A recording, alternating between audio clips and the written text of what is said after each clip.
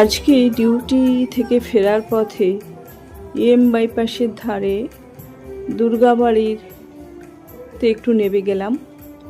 তো ওখানে মেয়েটা বললো চলো, মানে ওখানে বিভিন্ন সাংস্কৃতিক অনুষ্ঠান, নানা কিছু কুচকাওয়াজ দোকান প্রচুর বসেছে।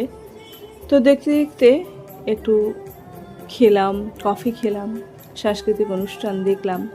দেখার পরে দেখলাম অঝোরে বৃষ্টি হতে শুরু করলো। তখন আর কি করা যায়, অগত্যা দুর্গাবাড়ির ভিতরে আরতি দেখতে দেখতে অনেক কিছু মনে হলো। তো আজকে মনে হলো দুর্গাবাড়ি নিয়ে একটু কিছু বলা যাক। তো কলকাতার বুকে লুকিয়ে থাকা এক অনন্য রত্ন হলো মেট্রোপলিটন দুর্গাবাড়ি।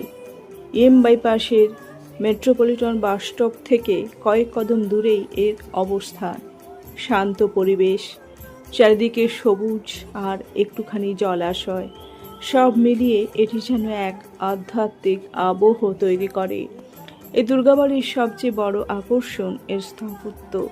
সাদা পাথরে গড়া উঁচু গম্বুজ, খাঁজ কাটা নকশা আর সূক্ষ্ম কারুকাজ যেন একে মিনি বেলুড় মঠ বা বেল্লা মন্দিরের ছোট ভাই করে তুলেছে। ভেতরে প্রবেশ করলে দেখা যায় প্রধান দেবী দুর্গার সঙ্গে রয়েছে রাধাকৃষ্ণ, মহাদেব, মা কালী ও হনুমানের মূর্তি। সব মিলিয়ে এটি এক বহু ধর্মীয় ভক্তির মিলন ক্ষেত্র।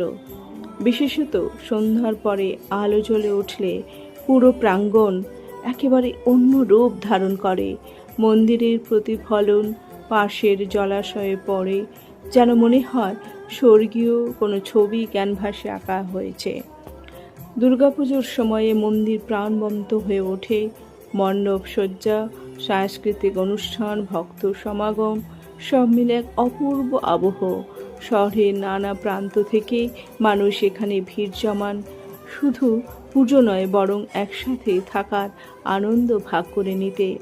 শান্তির খোঁজে যদি কলকাতার ভিড় থেকে একটু বিরতি নিতে চাও, তবে মেট্রোপলিটন দুর্গাবাড়ি হবে সঠিক জায়গা। এখানে শুধু ধর্মীয় ভক্তি নয়, আছে সৌন্দর্য, ইতিহাস আর সমাজের মিলন। ভালো লাগলে